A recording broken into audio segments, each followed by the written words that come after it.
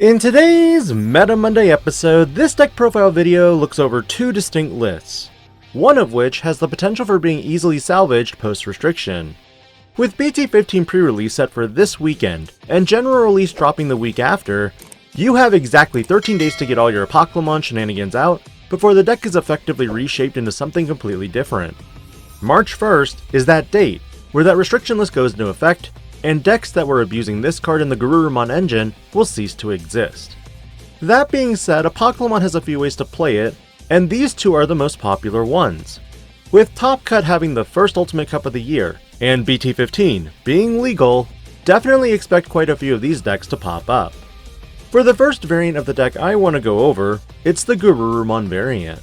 With temporary band-aid fixes in the form of limiting starter deck 6 Gabumon and BT2 Gabumon, this was a mild hit that forced players in Japan to adjust their bottom end, even slightly.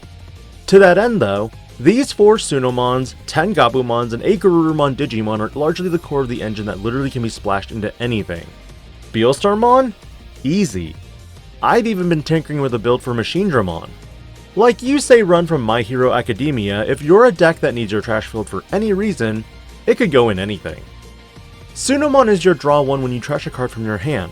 In combination with Gabumon X, Garurumon, and Garurumon X, you can definitely draw additional cards while pitching the ones you need in the trash. BT2 Gabumon and Starter Deck 6 Gabumon largely act as simple inheritable draw and trash effects, while the Starter Deck 16 variant doubles as a memory gain as well. And with Garurumon and Garurumon X, well, you know how the rest of it goes. Outside of the Garurumon engine, largely the core of Apocalymon is going to be at minimum 2 copies of each Dark Master, 4 Apocalymon, 2 Mad Ishidas, and 4 Analog Youth. Meaning outside of these 2 engines, the deck itself is up to you on one text and what you want to use for your matchups. A couple examples could be Ebemon, for that control on what your opponent draws into next, while also deleting a Digimon with play cost equal to or less than one of the revealed cards. Belfie Mode, Sleep Mode, and Rage Mode are largely going to be another commonality amongst these decks, for the fact that being unaffected by your opponent's effects is so strong that with Apocalymon, you guarantee grace turn periods in which this Digimon can survive. At this point, who even needs to attack? EX3 Magnedramon can be used to blanket security attack -1 your opponent's entire board, even if they're promoting from the raise, though the BT2 variant could also be used as a meme for security recovery. These are just a few examples, as there are a total of 120 Digimon, alt arts included, that are level 6 and have an on-play effect. Tamers as well are also largely consistent, as you utilize Mat Ishida as you trash cards, and Analog Youth for adding controlling what is trash by selecting one card you need. Finding Apocalymon and trashing level 6s is ultimately a very nice hit. In analyzing a few of these lists from Japan's meta, there are additional cards that are typically seen. Promo Skullgreymon, for example, can be used to pop itself to delete floodgates on the board, because Digimon like Psychemon and Gotsumon will be the biggest issues for this deck. Psychemon largely stops the attempt to play Apocalymon since you were unable to reduce its play cost at this point, unless your opponent magically hands you 5 memory. As for floodgates like Gotsumon, this largely prevents the ability of the other Dark Masters from playing off of each other. But the biggest popular option card in use for this format is going to be Death Claw. This option card was first released in the 6th starter deck and has not been reprinted since. This option card for 1 memory lets you delete one of your Digimon to delete one of your opponent's level 4 or lower Digimon, i.e. Floodgates. In Security it does the same thing, but without having to sacrifice one of your Digimon. Which is why this option card typically lives in the 2nd variant that focuses more so on Belfimon. Keep in mind, I have a few ideas on how to run this deck post-restriction, and this is the list that I will likely be leaning towards. This build focuses heavily on the Gizmon engine instead, utilizing Proto Gizmon, Gizmon AT, and Gizmon XT for the draw and trashing effects. BT15 Demimeramon can also be utilized for its effect, off the deletion of your level 3 Digimon in order to trash a level 5 or higher Digimon to draw 2 cards. Classic Demimeramon from BT2 is the last suggested egg for this build, mainly because the on deletion is a simple draw 1 and trash 1 effect.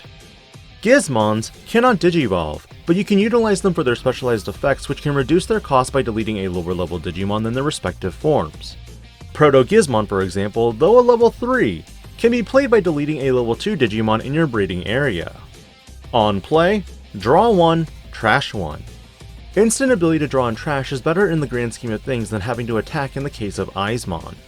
Not to mention, if you are able to promote a level 3 attack and survive, you can still delete it with Gizmon AT, which sacrifices a level 3 instead. And as an upgrade from Proto, you can now draw 2 and trash 2. At each instance of the deletion of each of these Digimon, they can play their next form by returning 2 Digimon with Gizmon in their names from trash to the bottom of the deck in any order. XT.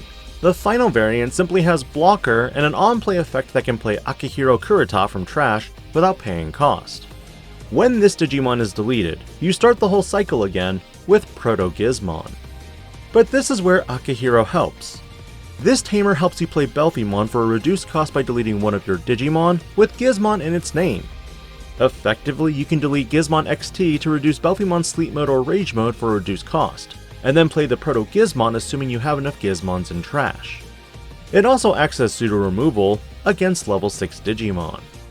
And again, while this variant has 2 distinctive engines of Apocalymon and Gizmon, the last 2 cards for this deck lean on good old Ukomon and Phascomon. Ukomon is honestly one of the best rookies Bandai has ever printed, considering when you promote this Digimon you can immediately raise a new egg and start the whole process all over again. Phascomon on the other hand is an on-deletion body that draws you 1 and trashes 1, and this is the only level 3 Digimon that has an on-deletion draw 1 and trash 1 effect. The rest are on play. While the Gururu Apocalymon variant will not survive the restrictions, I believe that with option cards like Lament of Friendship, you have more opportunities of recycling Apocalymon.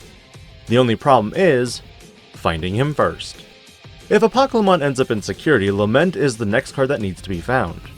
No data at this point shows any new entries of Apocalymon taking first in anything on DigimonMeta.com, but also do keep in mind that there have not been many events since. Generally speaking, what are your thoughts on full power Apocalymon? Do you see yourself playing this deck, even for a short period of time in hopes that you will be the first champion of Ultimate Cup to take home Suzanomon? Or will you be kicking back, waiting until March for the restrictions to go into effect, and the meta of BT15 largely unsolved? Let me know in the comments what path you'll pursue, and I'll catch you tomorrow on the review of LM1. This is Digi-Panda, logging out.